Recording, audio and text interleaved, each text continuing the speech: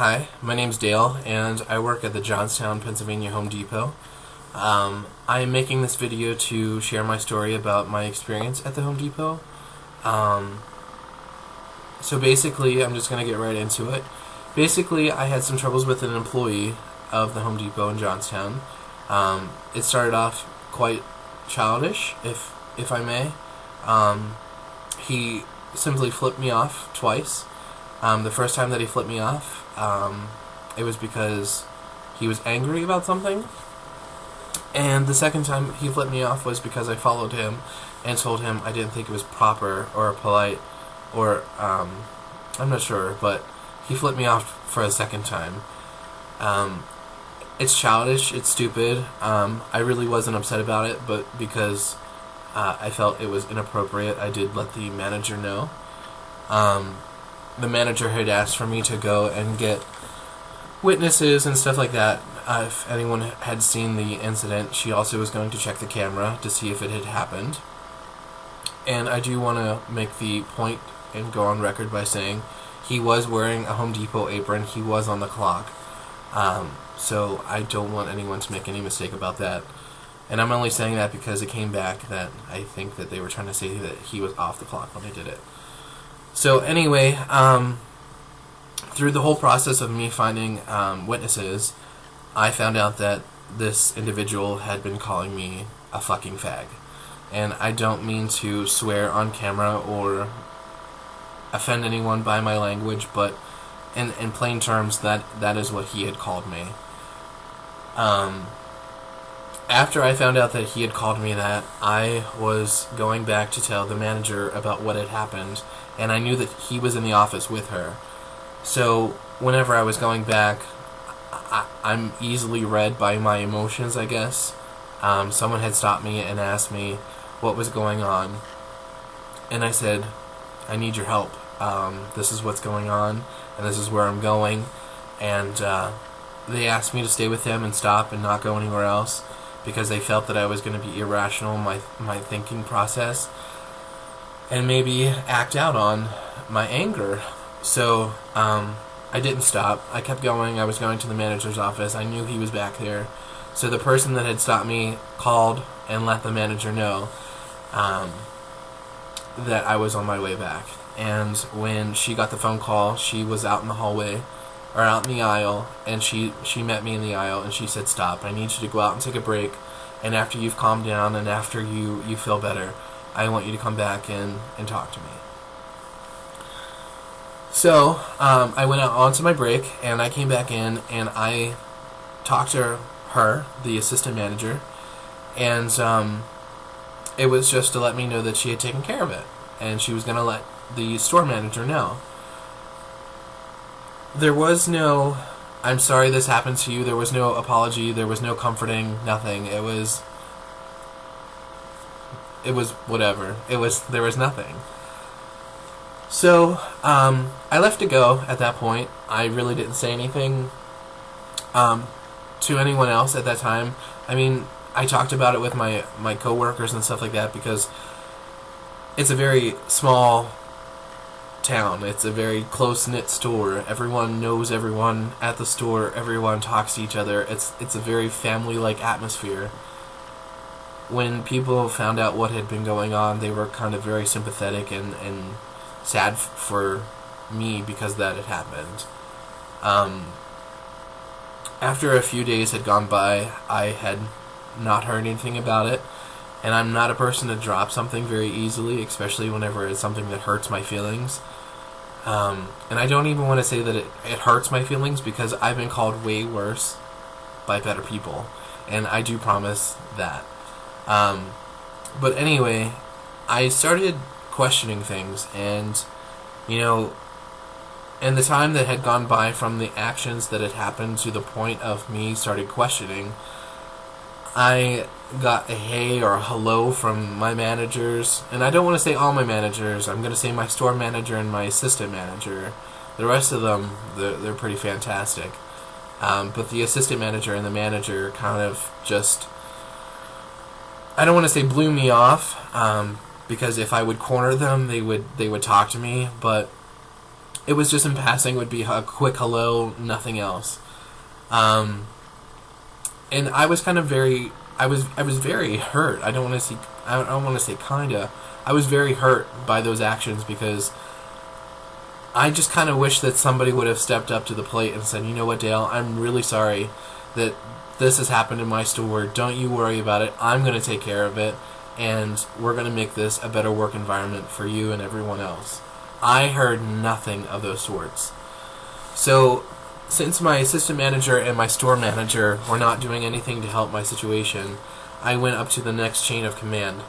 Actually, I think I may have gone to the manager of human resources. I guess she covers the whole district. I called her and talked to her and let her know what was going on. But I did see the district manager whenever he came into the store, and I did make it known that I wanted to speak with him before he left. Well, when it came time for him to leave, he just kind of left. And he told the assistant manager to inform me that he didn't have time to talk to me. So, as upset as I was, I went outside and I started calling something that we have available to us called the Aware Line. And what it is something where if you don't feel comfortable talking to your managers about something, or if you see something fishy going on in the store, you call them. It's a 1-800 number, and they're supposed to be there to help you. So anyway, as I'm outside dialing this Aware Line, I see the district manager and the store manager in the vehicle driving around the parking lot. You know, he was not leaving. He was going to lunch with them and then coming back and leaving. That's at least what I heard. So not only did he blow me off once, but he blew me off twice. There was a second time that he had come into the store, and I told him for the second time that I would like to speak to him, and he agreed to it. But, again, he left. Now, I did hear rumors that the store manager and the district manager both dislike conflict, and they don't know how to handle things like that, I guess, very well, so they kind of avoid it. Sorry. So, the next thing that I had done was I did call the Aware Line, and I informed them of everything that was going on, and they seemed pretty not happy about what was going on, and they did apologize to me about the situation, and they did inform me that an investigation would be going on, and it would take a while, and I would get a phone call when it was over. I necessarily wouldn't get the results or know the actions that had been taken, but I would at least know that the investigation was over. Now, this had all gone by within a month, and for each day that I had to work at the Home Depot, I worked as a greeter.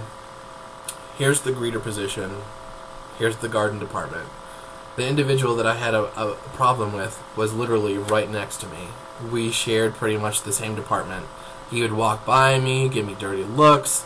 Very childish. Anyway, not only did I have to go to work and see this kid that is, got my blood boiling, but I have to be there and stand at a position for 8, 9, whatever hours. I would say 8 hours, sorry. And be intimidated by this little thug. And I seriously felt so uncomfortable and disgusted in my gut that I had to stand there and put up with that. Like, that was my punishment. I did something that I deserved that, and I hated it. I absolutely hated it. So after it came back that the investigation was over through the Aware Line, I had assumed that something would have been done to the individual. However, nothing was done. I heard that he had been put onto probation, and the same day that I heard that he was on probation, I also heard that he had been making threats against me. He told one individual that if he ever saw me outside of the Home Depot that he was going to kick my ass. The second individual that he had spoke with, he just told that he really didn't like me, and that he was going to kick my ass. So I went and I let the managers that were on duty at the time know what was going on. That way, if anything would have happened, they would have been aware of it. That way, it would have been on record. At the time, there was no department, or there was no supervisor or manager. Sorry, I'm getting this all mixed up. I want to make sure it's correct. There was no store manager. There was no assistant manager. There was no manager whatsoever. There were just department heads in the store at the time that were acting as managers because the other manager was running a little late. So they had talked to the individual and let him know that they knew about it. And I'm not sure what had happened with that. So after all this had gone down, I made sure that I got a contact number for a regional manager. When I got the number for the regional manager, I called and I got an assistant. The assistant took my information, she asked me what was going on, and I told her, and she was completely horrified. The first words out of her mouth after I told her what was going on was, I'm sorry. I'm sorry that this is happening to you. I will make sure that this a regional manager calls you. And I said okay, and I would wait for the phone call. So I get the phone call from a regional manager, and he said, I've got some notes here about what had happened, but I just want to hear everything directly from you. So I started from the beginning. I told him everything. Everything, including that I was wrote up for my attendance. My attendance was bad.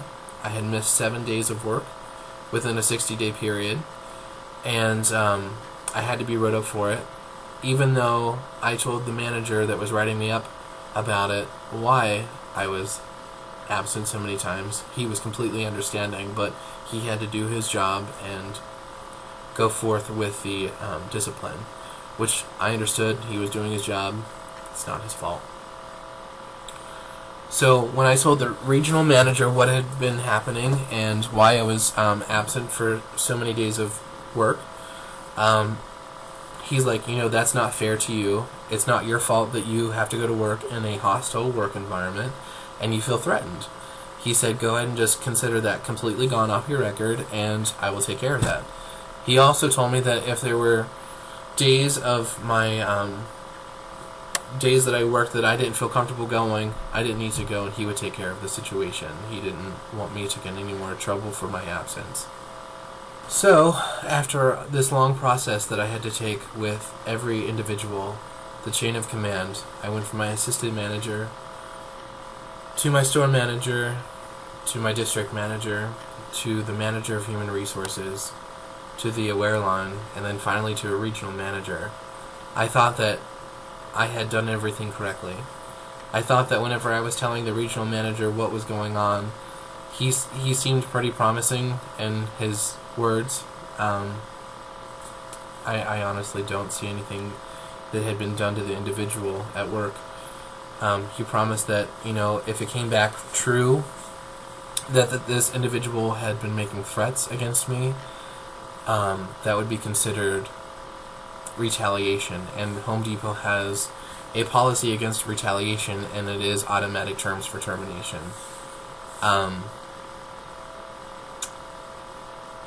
This conversation probably happened 3, maybe 4 weeks ago. And shortly after I spoke with him, I kind of started laying low at work, kind of stopped showing up, simply because I was tired and I couldn't deal with it anymore. I mean, it's super exhausting going to work, trying to hide and stay away from someone that you don't feel comfortable around. So shortly after I stopped showing up for work, I got a few phone calls and a few text messages from a couple coworkers of mine that work at the Home Depot in Johnstown, saying that there was a sentence written or etched into either a piece of paper or the cork in the message board in the bathroom, in the men's bathroom, saying that all fags must die. I knew at that point that it was probably not safe for me to go back to work. And I kind of didn't want to go back at all. 2 weeks had gone by, literally 2 weeks of me not showing up to work. I mean, it's not that I was working every day, because my hours were down to like maybe 8 to 6, maybe 12 hours a week because of my school schedule. It would be more hours if they would have changed my department like I'd asked, but because of their rules that they bend for everyone, but not everyone, they can't transfer me out of my department because I hadn't been in it for 6 months, even though I was working right next to this kid. So anyway, I get a phone call from the store manager after not showing up for 2 weeks. I get a phone call that he wanted to know what was going on, that he heard some rumors that I had posted something on Facebook that I wasn't returning back to the Home Depot, which was true. I did post that on Facebook because honestly I had no intentions of going back to that place. Like, why would I? Why in my right mind would I go back to a place where I feel threatened and unsafe and nervous at all points of my being there? So he asked me if I was coming back, and because I'm a poor college student, I said yes, I would go back.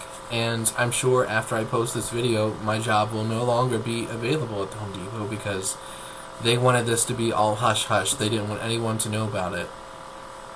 And I think that the reason why they didn't want anyone to know about it is because that they know that they're in the wrong. It's heartbreaking to me because I loved my job. This is probably one of the best jobs that I've ever had in my life. When I was a cashier, when I first started at the Home Depot, I was a cashier. And even though it may seem like a minimal job to most people, that's kind of a good job around here, especially if it's full-time. Unfortunately, mine was part-time, and that's what I started out as. I loved my job. It was very rewarding. It was one of the best jobs that I've ever had, honestly. The customers were fantastic, and I honestly have to say that the reason I loved my job the most was my coworkers. Sure, my story is very negative in a lot of ways, and it's not very happy, but the people that I worked with, for the most part, except for a select few, I mean, you all know who you are. You're fantastic people. You're amazing individuals. I could not have asked for a better group of people to work with. You're all very, very caring, very loving, and I'm not just saying this to be nice.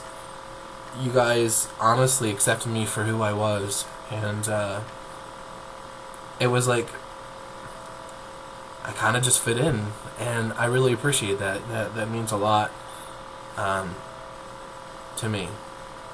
So I'm really sorry that I'm not coming back to work. You guys are all phenomenal. I just said a word that one of you guys will know if you watch this, but you're phenomenal. Anyway, I love you all, and I'm sorry that it's come to this. I'm sorry that I'm not coming back, but enjoy. And for the rest of you, let me know what you think, honestly. What should I do? What should I have done? How could I have handled this differently? Do you blame me? Is it right? Let me know. I mean, yeah. See ya.